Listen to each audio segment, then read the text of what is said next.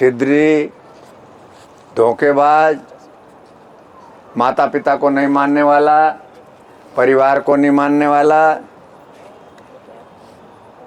अपने घर में ही कलह करने वाला, समाज को अनेक प्रकार से दुख देने वाला और दिखावे के तौर के ऊपर ऐसा आवरण पहन के रखेगा कि जैसे इससे बड़ा कोई भगत नहीं हो, तो उसे वंचक भगत कहा है राम। उसे कैसे कहते हैं? वंचक भगत। आजकल आपने देखा होगा कि ट्रेड चल पड़ा है और बहुत सारे लोग हैं धर्म को एक दुकान बना रखी। उस दुकानदारी के माध्यम से ही वो कहते हैं कि हम सबसे बड़े धर्मात्मा और सबसे बड़ा काम करते हैं, लेकिन उसी की आड़ में वो बहुत बड़ा एक गेम, एक खेल खेलते हैं और भोली भाली जनताओं को गुमराह करके उनका धर्म के नाम के ऊपर बेचारों को बेवकूफ़ बनाते रहते हैं। तो हमें हमेशा ध्यान रखना चाहिए कि ऐसे लोगों से किस तरह से सावधान रहें, उनसे बच के रहें, क्योंकि उनकी वाणी, उनका व्यवहार ऐसा रहेगा मोर की तरह। मोर को देख के लोग प्रसन्न कितने हो जाते हैं, एकदम इतने हो जाते हैं कि बस पूछो नहीं। एक वीडियो हमने देखा, विदेशों का था कहीं, अब उसमें वो आओ आओ करके बुलाती है, हजारों मोर उड़ते हुए रंग बिरंगे कई तरह के चले आते हैं, लेकिन दाने के साथ साथ उनका भोजन क्या है? सर्प है, सर्प को खाते। तो उसी तरह के ये वंचक भगत रहते हैं ना, इनका कथनी और करनी में जमीन आसमान का अंतर रहता है। और हम लोग इसीलिए यहाँ गंगा की माँ की शरण में आ रहे हैं और ये कर रहे हैं कि हमेशा ऐसे लोगों को, जितने भी अपने लोग आते हैं करते हैं, या इस माध्यम से जो भी सुन रहे हैं और देख रहे हैं कर रहे हैं, तो मेरी बातों के ऊपर ध्यान देके अपना पुण्य कार्य धर्म कर्म जो भी करे ऐसे लोगों से बच के करे। ऐसे लोगों को दिया हुआ यूँ समझ लियो कि हम अपने आप को नरक में धकेल रहे हैं, हम अपने आप को मतलब गलत कामों की प्रेरणा उनको दे रहे हैं। हम नहीं कर रहे हैं, लेकिन हमारे सहयोग से वो गलत काम करते रहते हैं और इस तरह के होते हैं।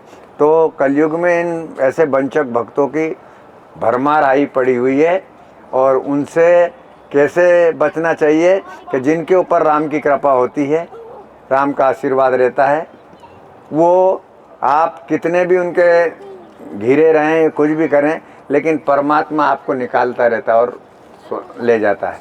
तो इसलिए निस्वार्थ भाव से, स्वार्थ रहित भाव से काम करोगे तो भगवान आपको जो आप चाहते हो उससे कई गुना देगा, इतना देगा कि आप समझ भी नहीं सकते हो। और अगर हमने स्वार्थ से भाव से किया और वो किया ना, तो फिर उसमें हमें यश अपमान और अपकीर्ति मिलती रहती है। तो हम लोगों को हमेशा कम से कम उदारता के साथ, दया के साथ, प्रेम के साथ काम करना चाहिए। पर दया भी ऐसी नहीं हुई जो हमारे गले में फांसी डाल दे। दया ऐसी होनी चाहिए कि वाकई दया हो, और नहीं अगर दया का पात्र नहीं हो तो अगर आप सामर्थ हो तो आप उसे दंड भी दे सकते हैं, और ऐसा दंड दे के उसकी 7 पीढ़ी याद रखे, तभी हमारी दया कामयाब रहेगी। लोग कहते हैं मैंने माफ़ कर दिया,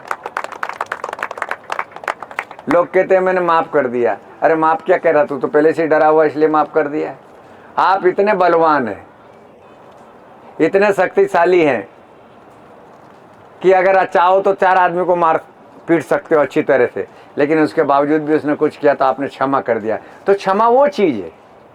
अब आप कमज़ोर है और आपने कहा कि मैंने क्षमा कर दिया, तो वो क्षमा नहीं है, वो तो एक खाली भीरूपंते है, क्योंकि डरने वाली बात है। आप डर गए इसलिए कि मैंने क्षमा कर दिया। नहीं नहीं, क्षमा तो वो होता है कि आप शक्तिशाली होते हुए और क्षमा कर दे तो क्षमा है, और अगर आप डर के मारे क्षमा करते हैं तो वो तो आपकी कायरता है, बुज़दिली है। तो ऐसे ऐसे जो कलयुग में भक्त पैदा हो गए हैं, जो मतलब धर्म के नाम के ऊपर किस किस तरह की दुकान खोल के बैठे हुए हैं और किस किस तरह से लोगों को गुमराह और छल रहे हैं। तो हम अपने जितने लोग हैं और इसके माध्यम से भी कहना चाहते हैं कि हमेशा हम लोग सावधान रहें। गंगा माँ के पावन तट के ऊपर आए हैं। जिस तरह का माँ का निर्मल और स्वच्छ और पतित पावन है, पतितों का उद्धार करने वाली है, हम भी अपने जीवन में ऐसे आचरण लाएं कि हम भी इसकी माँ की कृपा से उसी तरह के मतलब एकदम खरे, जिस तरह सोना कसौटी पे खरा निकलता और उतरता है, हम भी माँ के दरबार में हैं, खरे और कसौटी की तरह, सोने की तरह हमारी चमक बनी रहे। इन्हीं शब्दों के साथ गंगा मैया की, गंगा मैया की।